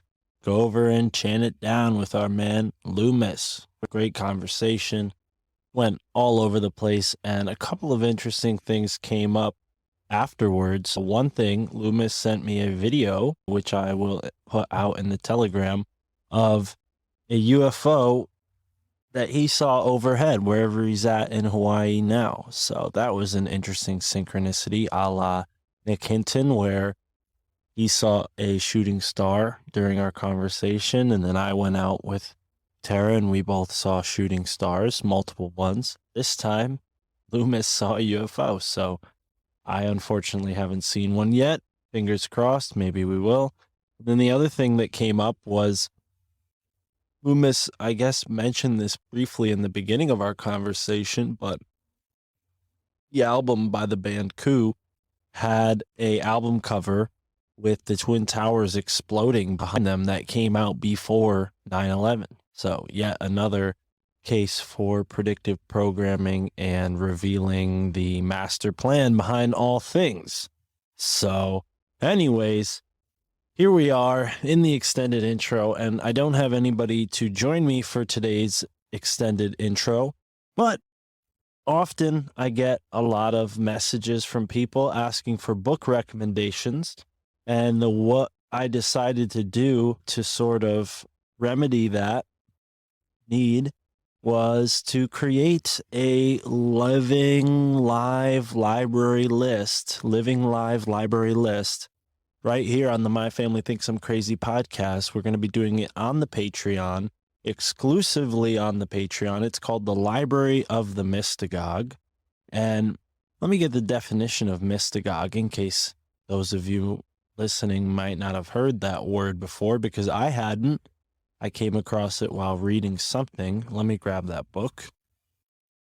All right, so this Freemasonic dictionary that I found at a used bookstore defines the mystagogue as, in the Eleusinian mysteries, the official who introduced the candidates for initiation, showed the interior of the temple, and explained the doctrines, bore this name. Hence, anyone who deals in mysteries is called mystagogue. So, not to pat myself on the back, but I think my library is pretty mysterious. So, I think the name fits. And as you listen to the show and you feel like you maybe want to learn more or integrate some of this stuff into your life, consider signing up for the Patreon, and you'll get a bunch of really awesome book recommendations. And it's not just a list. I put a list together, but I also explain why I think that book belongs on the list and give you a chance to maybe decide for yourself whether you're going to vibe with one of these books or not. And another cool thing that might happen is you might synchronistically stumble across one of these books at a used bookstore. You might synchronistically have one of these books already in your collection. And if that's the case, don't be shy. Hit me up. I'd love to do a sort of book club episode for that book, whatever it is, where you and I read a couple chapters or read the whole book itself and share our thoughts and commentary on the book. And I think that could be a great way to inform all of you guys, because, you know, I'll be the first one to tell you I'm not really an expert in that many things. I'm an expert in finding the experts, maybe. That would be a good title for what I do as a job, but I'm really fortunate to have a job where this sort of intuition for information and researchers and authors and whatnot comes in handy. So maybe that's a resource you need in your life. If so, sign up for the Patreon. If you're beyond the $5 tier, you get access to the Library of the Mystagogue. So awesome. Enjoy this first episode of the Library of the Mystagogue here for free on the My Family Thinks I'm Crazy podcast. There are 6 episodes in total. I just recorded the 6th one today, the first one of 2022. And yeah, I think that's fitting considering 2 + 2 + 2 = 6. It's the 6th episode. Anyways, gematria aside, we definitely don't use gematria for everything around here. That would be a little much, but it is cool when it does line up that way. I actually didn't plan that at all. So here we are, 2022. Enjoyed this first episode of the Library of the Mystagogue, recorded last year.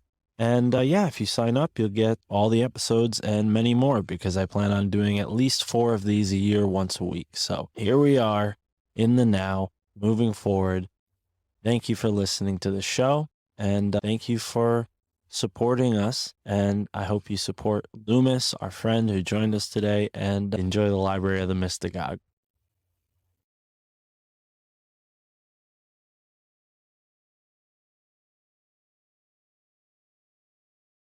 Welcome to the My Family Thinks I'm Crazy literary dive into the mystical, magical, alchemical library of Mystic Mark.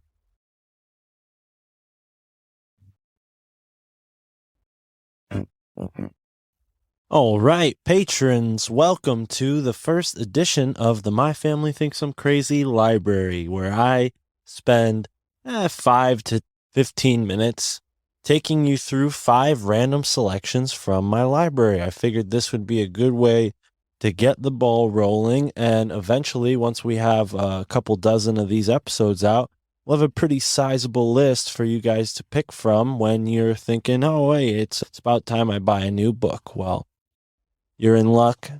I buy a book. I have that feeling almost every week. So the library just keeps growing. I think we'll be able to do these episodes into infinity for at least as long as the My Family Thinks I'm Crazy podcast goes, which I plan on doing that until I'm in a convalescence home, but I don't think I'll end up there. I think I'll end up in my own space, in my own place, manifesting a higher reality. And if you haven't listened to the newest episode of Tinfoil Hat, I definitely encourage you to listen to it. Matt Belair gave some keys of wisdom to help unlock the ways to synchronize your reality with your dreams, which is what I've been doing with my girlfriend Tara, working on manifesting our new apartment. So send your good thoughts and prayers and manifestations our way, and we will send them back your way. But now to the topic at hand. You might have noticed the book of the month is Traditional Brazilian Black Magic, The Secrets of the Kimbanda Magicians. Go and listen to the full breakdown episode. I don't know if I'll be able to do that every month just because of the copyright issues, but I figured, hey, I recorded it already and I want to put it out there. No use in deleting it. It's a little rough, but I hope this one is much better. And then moving forward, I'll figure out a way to do a long form book review that doesn't run up against any copyright restrictions. So again, that book was Traditional Brazilian Black Magic, The Secrets of the Kimbanda Magicians by Diego de Oxassi. I think that's the best way to pronounce it, or maybe Oxassi. Either way, he is a Portuguese speaker from Brazil who studied the Afro-Brazilian black magic down there in Brazil. Very cool stuff. So the next book on my list is a lot less dark. It's a book called The Life of Mila Repa. This is the Tibetan myth of Mila Repa. It's one of the most beloved stories of the Tibetan people and is one of the greatest sources for the contemplative life in all of world literature. This biography, a true folk tale from a culture now in crisis, can be read on several levels. A personal and moving introduction to Tibetan Buddhism, it is also a profoundly detailed guidebook in the search for consciousness. It presents the quest for spiritual perfection, tracing the path of a great sinner who became a great saint. But it is also a powerful and graphic folktale, full of magic, disaster, feuds, deceptions, and humor. This definitive translation, originally published in 1977, interesting book. This is one of those books that you just kind of read and let it all sink in. And then as you're going about your daily life, you'll start to make connections. The realizations will pierce through the veil, so to speak. So on to the next book. The next book from the library is titled Toltec Dreaming, Don Juan's Teachings on the Energy Body by Ken Eaglefeather. This is one of the many books that I have in association with the Carlos Castaneda series, but more importantly, it has a strong connection to the Toltec way, which is a very, very ancient body of spiritual wisdom from the South American and Mesoamerican cultures, going back maybe even as far as the Olmecs, possibly. Who knows? This book basically helps you understand the differences between the waking world and the subtle physics of the dream world in order to create a conscious dreaming body, often referred to as an out-of-body experience that can allow anyone to use dreaming as a vehicle to higher consciousness. Once the dreaming energies are fully awakened, unbounded conscious perception can come alive, whether one is in the world of dreams or in daily life. And I certainly felt this when I first started smoking pot, this sort of blending of the dream world and the real world. All right. Now this next book, and I'm going to try to do this at least one per group of recommendations. This book, out of the other five, has had the most impact on me in comparison to the other four. So let's see, let me rephrase that. Out of all the 5 books that I am presenting today, this one has probably had the largest impact on my life, mostly because I've owned it for a very long time. It was one of the first books I got back in high school when I started getting into this stuff. And one part that particularly stood out to me, and it's synchronistically on page 108, which if you know anything about a recent guest, Marty Leeds' work, Gematria, you know that he says 108 is a very sacred number. So let's go to page 108. As you walk in the woods or in other wild places, keep on the lookout for objects to include in a medicine bundle. Objects that attract you for no clear conscious reason may, from a shamanic point of view, be power objects whose spiritual aspects can be revealed to you in the lower world through the journey. You may, in fact, have been collecting power objects for many years without knowing it. What about that rabbit's foot in your closet? And that unusual pebble you found on the seacoast? The feather you picked up in a mountain meadow? These are all possible power objects. Objects with powerful associations and memories. A shaman may group such objects together in a power or medicine bundle. Right on. So I've always taken that to heart, and, going into crystal shops and whatnot, that's usually my advice to people, is just let a crystal pop out to you and buy that one. Don't go all out trying to buy all the crystals. Wait for the right one to speak to you and make the decision based on your intuition. But you can also find little items like that out in the real world, in nature. That's something that Tara and I have been doing a lot lately. All right, so the final book in today's My Family Thinks I'm Crazy library recommendations is The Great Rebellion by Samuel Onwer. Don't worry, everything will be spelled out in the description, so you can go ahead and just copy paste and find these books on Amazon or through their publisher. And this one happens to be published by Thelema Press, and www.gnosis/usa.com. Sorry, not slash hyphen USA.com.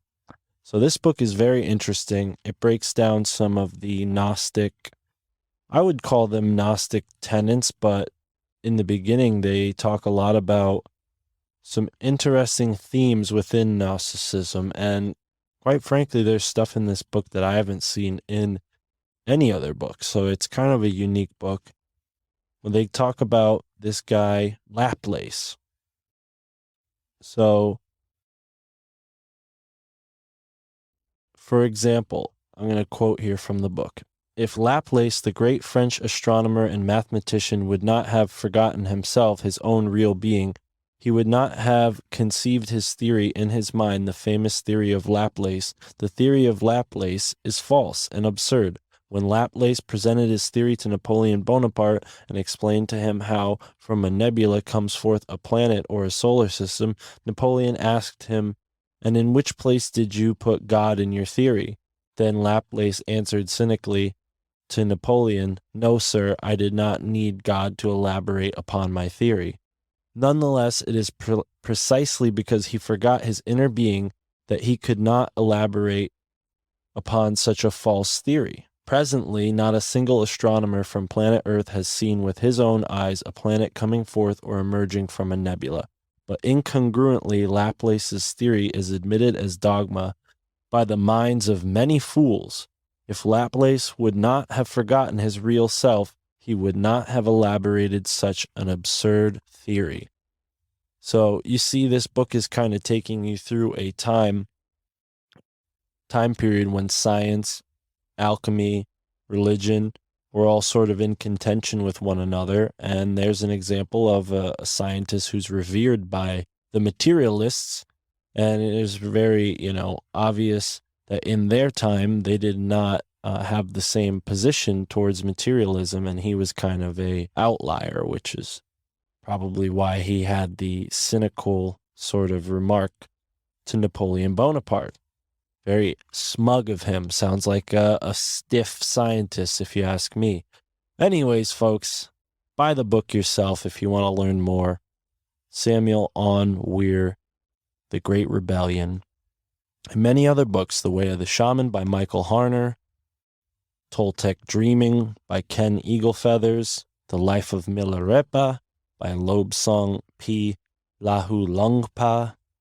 And then we have, of course, Traditional Brazilian Black Magic, The Secrets of the Kimbada Magicians by Diego de Oshasi. Thank you so much for listening to this episode of the My Family Thinks I'm Crazy library recommendation list. We just added the first 5 books to the list, so go ahead and check one of those out if they pique your interest, if they synchronistically fit into something you've heard recently, etc., or just stick around and wait for the next episode to come out. It should be out in the next few days. Thank you very much. Peace.